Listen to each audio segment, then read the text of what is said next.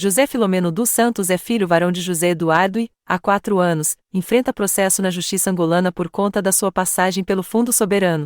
Em entrevista exclusiva ao Novo Jornal, reafirma a sua inocência e insiste que o processo judicial que determinou, em 2018, a sua prisão preventiva foi motivado por ser filho de José Eduardo dos Santos, descreve o processo como um castelo de inverdades e denuncia suposta retenção ilegal dos seus documentos. A conversa, por e-mail, estendeu-se para os últimos momentos de convívio com JES. O meu pai estava desiludido com tudo quanto acontecia à família e pela forma como ele pessoalmente estava a ser tratado.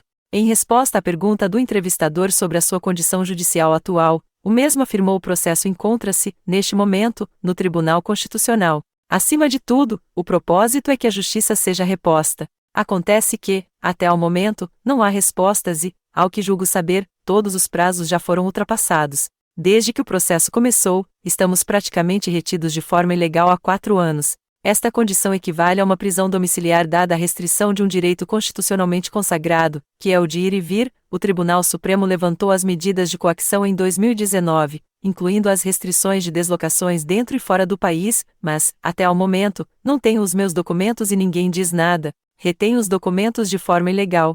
Enquanto o processo esteve no Tribunal Supremo, em pelo menos 3 ocasiões diferentes, escrevi a essa instância a solicitar informações, mas não nos entregaram e não me deram qualquer esclarecimento. Hoje, já no Constitucional, a situação mantém-se. Ninguém responde a nada. Simplesmente não há respostas. Quanto ao caso dos 500 milhões de dólares, afirmou, já disse, em determinada ocasião, que fui julgado neste processo porque sou filho de José Eduardo dos Santos. Não há outra explicação possível. Todas as provas em como não houve qualquer crime neste caso foram apresentadas à Justiça, mas a Justiça, pelo menos até agora, decidiu ignorar todas as evidências. Este processo é um castelo de inverdades. Não é por acaso que a Justiça se recusou peremptoriamente a ouvir o ex-presidente e desvalorizou todas as suas tentativas de esclarecer os factos e a verdade. É, portanto, um processo marcado por muitos atropelos à Constituição desde a sua fase inicial. Os advogados insistiram, ainda na fase de instrução, que o Ministério Público ouvisse a pessoa que autorizou a operação, no caso o ex-presidente da República, mas o Ministério Público recusou. O mesmo ocorreu na fase de instrução contraditória. Quando, finalmente, na fase de julgamento, o tribunal aceitou receber as declarações do ex-presidente, não as valorizou, com insinuações de que a assinatura posta nas declarações seria falsa. Acredito que o motivo era de que o conteúdo da carta não agradava a quem acusava. Na altura, o ex-presidente estava vivo, os advogados pediram ao tribunal para ouvi-lo, se necessário, por videoconferência, mas o tribunal não aceitou. Portanto, recusaram-nos a todos o direito à ampla defesa, constitucionalmente consagrado.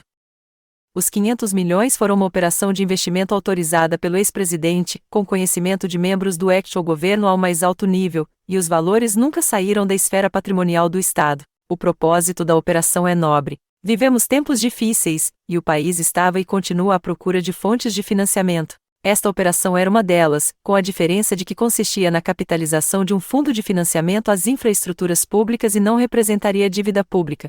Estava a ser tratado por uma empresa angolana e outra estrangeira, com a coordenação do Banco Nacional de Angola. Fui chamado apenas para apoiar a equipe angolana constituída pelo titular do Poder Executivo na altura, pela minha experiência enquanto presidente do Fundo Soberano de Angola. Os recursos sempre estiveram na esfera do Estado. Com a abertura do processo na Justiça no Reino Unido, os valores saíram da conta fiduciária para as contas do Estado, por via de um acordo de consenso. Mas, o Estado violou o acordo de consenso ao abrir um procedimento criminal paralelo em Angola. Fiquei meio ano detido por conta de um processo associado ao Fundo Soberano e o que lhe posso dizer é que julgo que os angolanos já terão percebido que não houve desvios de dinheiros no Fundo Soberano. É o mínimo que lhe posso dizer. Imagino que o próprio jornalista saiba disso, porque a informação sobre a utilização dos dinheiros do fundo é público e não fui eu que a disponibilizei. De qualquer forma, desde que saí, encontro-me praticamente numa situação de prisão domiciliar. São praticamente 4 anos nesta condição. Fiquei detido meio ano por causa do Fundo Soberano, continuo a ser julgado na Justiça por causa do processo dos 500 milhões. No caso deste último, era uma operação suportada por contratos, cuja aprovação era da competência do titular do Poder Executivo e do governador do BNA.